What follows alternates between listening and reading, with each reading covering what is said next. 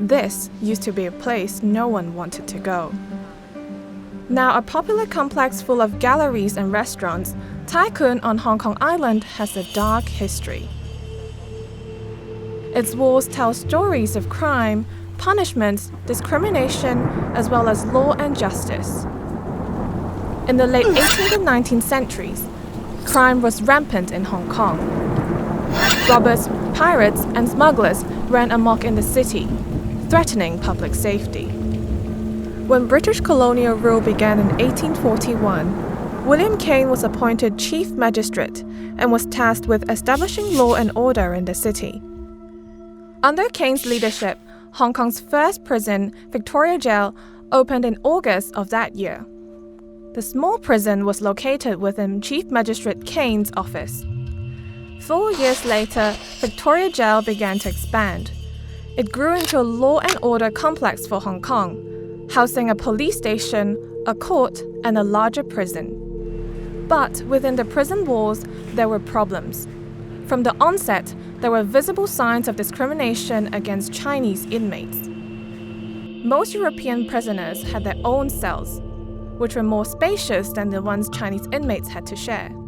European prisoners were also served better food. Their meals included beef and pork.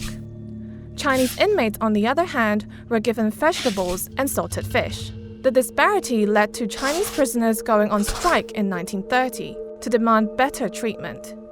Officials eventually improved meal quality, including festive dishes during Chinese holidays. As Hong Kong's population grew, so did its crime rate. Victoria Jail was constantly overcrowded, so it was redeveloped and expanded again. In 1899, the jail was renamed Victoria Prison in honor of Britain's Queen Victoria. But local Cantonese have long referred to it as Tai Kwun, which literally translates to police station. Each of the heritage buildings served a different purpose. In addition to housing inmates, they held administrative offices, fingerprinting rooms, prayer areas, a hospital, a nursery, and of course, toilets. Life inside the prison was tough, and punishments severe. Discipline was enforced with branding and flogging, or placing prisoners on a treadwheel or in front of a crank. Flogging was eventually abolished in 1881. As early as 1844, Chinese prisoners could be punished by simply cutting their hair, since it was considered shameful for a man to be seen without a queue. People convicted of piracy, kidnapping, murder, or treason in Hong Kong also faced the death penalty. Capital punishment used to be carried out in public. It was even a grim form of entertainment for some, and hawkers would sell items to people who gathered to watch. It wasn't until 1895 that public executions came to an end. The death penalty would remain on the books in Hong Kong until 1993. But the last recorded execution happened 27 years before the law was changed. In the late 19th century, more productive industrial labor was introduced in the prison. Inmates worked in the laundry and printing shop. Vocational training was available to prepare prisoners to integrate back into society upon their release.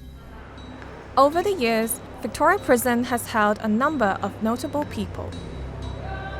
The former leader of Vietnam, Ho Chi Minh, was jailed there twice between 1931 and 1933. Former Hong Kong Police Superintendent Peter Godber was sentenced to 4 years in jail after he was convicted on corruption charges in 1975. His case led to the creation of the city's Independent Commission Against Corruption. Over 165 years, Victoria Prison served a significant role in maintaining law and order in Hong Kong.